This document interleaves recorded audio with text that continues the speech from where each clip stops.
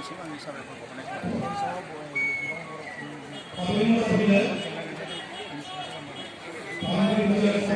सुस्रांनांगोन मानोना गोबाव सम बे जेंनाफोरखौ सुस्रांनो थाखाय मोजां नांगौ बायदि खामानि मावाखै ओंखायनो दिनै स्कुल प्रभिन्सियेलाइज जायाखै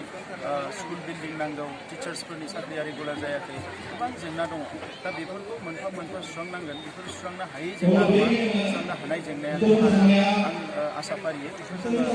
सरकारनिफ्राय थाबैनो सुस्रांनांगोन। मोनसे दावराव जागासिनो बावैसो सिगाङाव जे बिश्वजित दैमारि बिथांनि जे बेवहाय इउपि बेलासा मोननाय गोबां इउपिपिनि जे मावथि बिथांनि दावराव जागासिनो बे जायो राजखान्थियाव बे जायो बिजेपिफ्राबो मोनैनि खुद्रिगोन इउपिपिएलआबो खुद्रिगोन नाथाय जोंनि गिदिर थांखिया जाबाय मोनसे ओनसोल जौगानाय मोनसे समाज दानाय आरो बिटिआर गोरोबथाखौ दिनै मोगथां महर होनो थाखाय जोङो बयबो गोसो दुंखांलायनांगोन।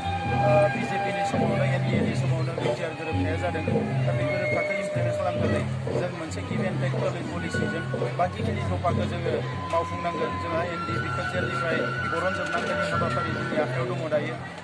केसफोरखौ उइथड्र खालामनांगोननि आखायाव दङ गामि दानख'नाय आरो गामि सोसननाय बे हाबाफारिफोरखौ मावनांगोननि आखायाव दङ दा बैफोरखौ मावनो थाखाय जोङो दिनै मोनसे गिभ एन्ड टेक पलिसिजों जोङो खामानि मावदों जोंहा बेवहाय आंहा बेक्तिगत जेबो इन्ट्रेस्ट गैया